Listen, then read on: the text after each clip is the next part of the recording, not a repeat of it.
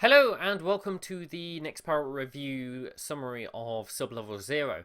This is of course the Descent-like spiritual successor to Descent by Sigtrack Games and published by Mastertronic. And I've played a surprising amount of this game over the last week. Not least because I've replaced my graphics card with the 295X2 and had to redo a lot of benchmarks. But I feel like I've played so much that I've gotten past the early fatigue of just playing the same game over and over again, and I've sort of eventually come to sort of enjoy it a little bit more and take it for what it is. Bizarrely, I have played this every day for the last week for many hours. God knows how many hours I put into this game, and I still haven't unlocked anything apart from the Hulk. I mean, I've unlocked a few blueprints for weapons, but besides that, I haven't unlocked anything. I don't use plasma weapons because the flamethrowers seem really crap, to be honest, and I very rarely get the fire bolts. Ramming is gear dependent. I don't know. I should have got that one. I guess I just sucked. And 50 nanocarts. I don't know what nanocarts are at this point. And the Stormtrooper, well, God knows what that is. So first off, the story has been sort of dropped in. For no real reason. I skip it after the first time of reading it because it's pointless. I can understand why the developers put it in there just to have a story in the first place, but do indie games really need this? I'm not sure they do. So basically, the game runs perfectly smoothly, and I have to say the chaps who have done this visually, who designed the visual aspects of the game, I think they need to give themselves a pat on the back because, as you probably saw when I was messing around in the impressions video, I was weaving my head about, probably because I was a fresh player, but then after a while I realised that I was doing it throughout the whole game. And I think even though I don't have an Oculus Rift or any VR headset like that, I think what the game that they've created is so incredibly immersive that it's just fantastic. It's absolutely amazing. I think level design is absolutely fantastic, and movement is just silky smooth. I think it's just brilliantly made, visually, everything. It's quite a simplistic game. It's very much a vectorized 8-bit style game, but obviously with a bit more color than the 8-bit color depth. But overall, I have to say I am very much impressed with what they managed to achieve with this art style. And even after playing this for more hours than I can count, I still feel like I'm getting messed up by sort of the weird interactivity of this game, which is good. It's fantastic. It means that, you know, the visual designers, the animators have done exactly their job, and it just feels excellent. So aside from that, everything's been relatively positive. This is quite a basic formula for a game. Obviously it's a roguelike with some persistent elements. Not many persistent elements, but some. I like the fact that they haven't gone 100% roguelike, in that you do get to keep the blueprints you earn, and there is a way to unlock more gear. I think if they didn't have the aspect of the game where you can unlock blueprints and keep them and have them for the next game, I probably wouldn't be enjoying this game right now. The addition of the blueprints, it's okay. I think they're earned a little bit too slowly, if I'm honest. As you can see, I haven't unlocked any other holes other than this Hulk one. The standard one is generic standard. If anything, item unlocking could be a little bit quicker.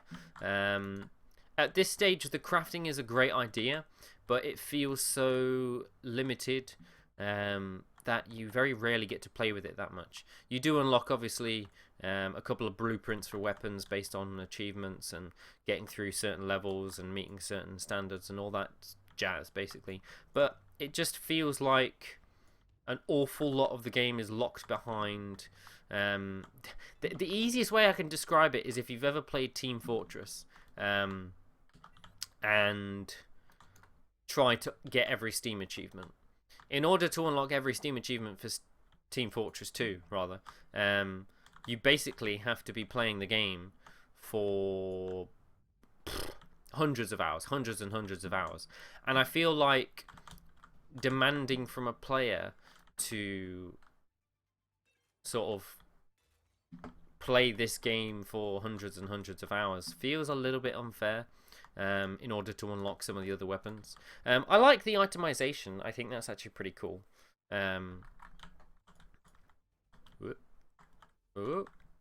Itemization is relatively interesting.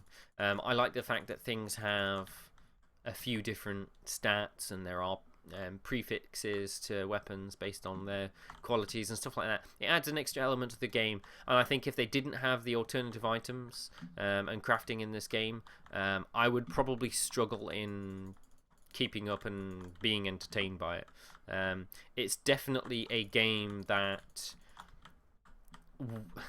it's one of the few games that's been made good by the simple fact of adding a bit of a crafting system to it. I feel like if it didn't have the crafting system to it, and it didn't have, you know, the itemization and the prefixes and everything like that, I probably wouldn't have enjoyed this game as much as I have at the moment. It's very challenging, don't get me wrong. It's very challenging, and that's not necessarily a bad thing overall.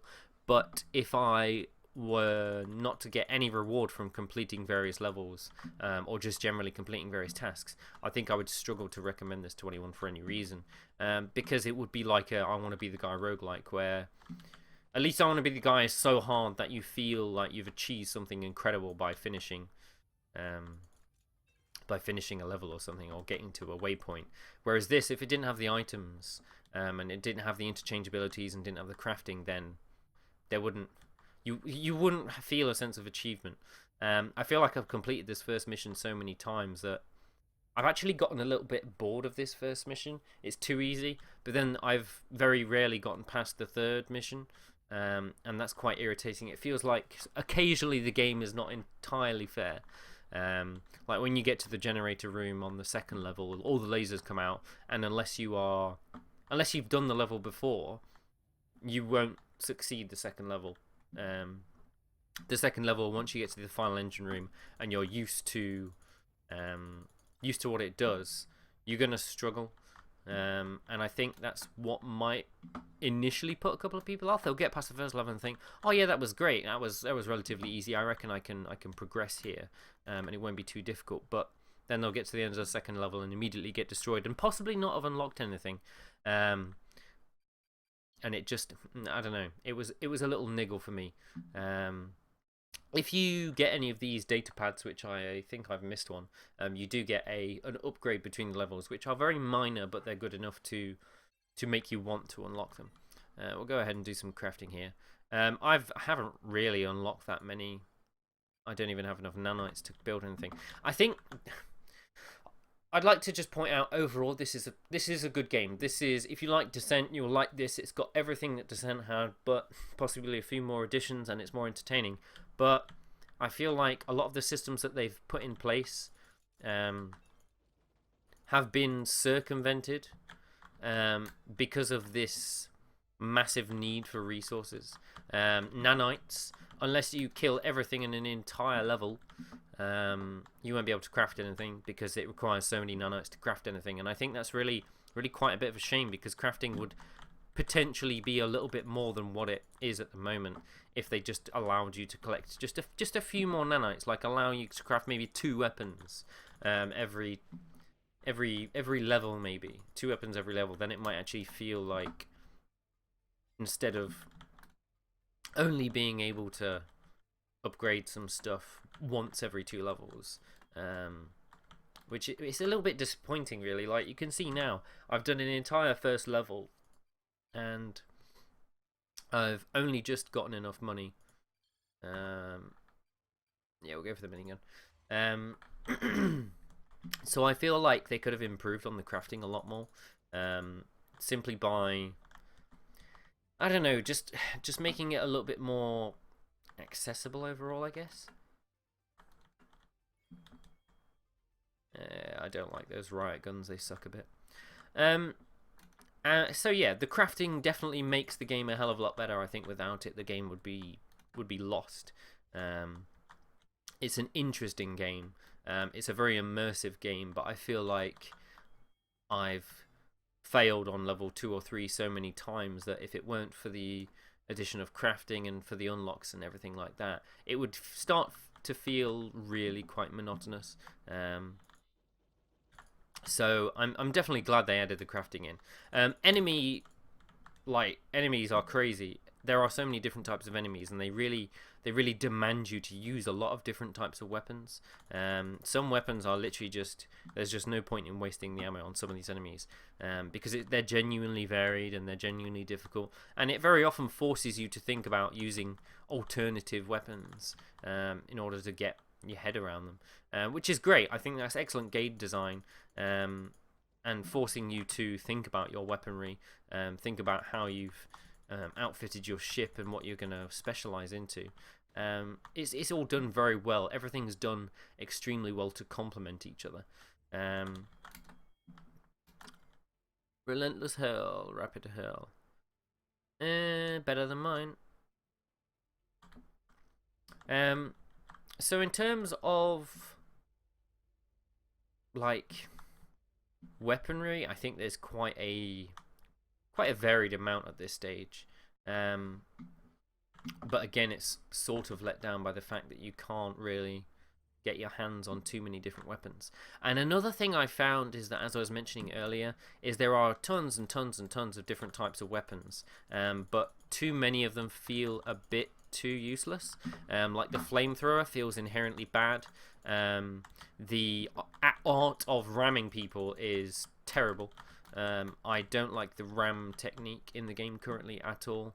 In fact, it's so poor I just don't use it. The only time I've ever used it is when I literally, unfortunately, ran out of ammo entirely, and was forced to use it to attempt to complete level. But it was so bad, and I didn't have the ship items or anything like that to complement it, that I just died anyway. So putting something behind a lock of forcing you to ram stuff seemed pretty poor to me, to be honest. And another thing I've noticed is that on some playthroughs, I'll get, like, as you can see, 5 or 6 repair kits. But on others, I literally remember getting to the 3rd level with a single repair kit. And so I think that could probably use some tweaking. I don't know whether it's based on the amount of damage you've taken thus far or something. But it feels a little bit meh. It feels like your progress is going to be heavily hampered by how lucky you are in terms of drops. Like in some levels, I've barely made it past level 2, simply because weapon drops were awful. I never got enough nanites to craft anything decent. I ran out of ammo because the only weapon I had was the only worthwhile one using throughout the level. Or I'd run out of ammo entirely and end up having to ram everything and just die. And because I'd rammed everything, I'd end up not having enough repair kits, and ramming was so bad that it just didn't work properly. So, as you can see there, I unlocked a blueprint, probably because I used the fire, plasma related weapons quite a lot. I don't know. I think unless you're one of those heavily addictive roguelike players of games, like you genuinely enjoy Super Meat Boy tons and play it regularly, or you just generally like to play roguelikes, I think you're going to love this game. And if you like Descent, I think you're going to love this game. But I feel like a lot of the content is hidden by a lot of monotonous farming of the same stuff. Yes, the levels are... Oh, god damn it. Oh, sorry about that. I'm unfortunately on call tech support as well this evening, apparently. So anyway, where were we? Yes, playing this game. Yeah, honestly, I got to the stage where I played this for so long that I actually got relatively bored. It's a small game and it's quite cheap, so I can sort of understand why there is a certain limited amount of persistence and just general everything with the game. And I've heard a lot of people go on about this game and say how it's amazing and how it's a fantastic version of Descent. But personally, I can't see anyone playing this persistently for a very long extended period of time. I did struggle to find myself enjoying it up to a certain point, and I've just sort of got to the stage where it's become part of my routine, so I don't mind it so much. But I do feel like even though all of the levels are entirely randomly generated, they still feel the same. You still know what kind of enemies you're going to get on a level. You still know what sort of things to expect on a level. You still know what everything's going to look like on a level. So yeah, it's a great and very immersive 6-axis shooter. But I think its length of play, I guess, is somewhat limited. By the fact that it's just sort of, I don't know, it's all very samey. Some of the weapons do genuinely feel worse than others. There's a lot of variation between the enemies, and there's a lot of variation between weapons, but you very quickly soon become of a mind of yourself about which weapons definitely suit your playstyle and which weapons you feel are inherently better than others. So I have to say I've enjoyed the flying around, but I haven't enjoyed playing it for a long period of time. I think that for its price it's pretty good, but I honestly don't see myself playing this game for extended periods and going, oh hey, you know what, I'm bored tonight. I think I'll just quickly jump on Sublevel 0.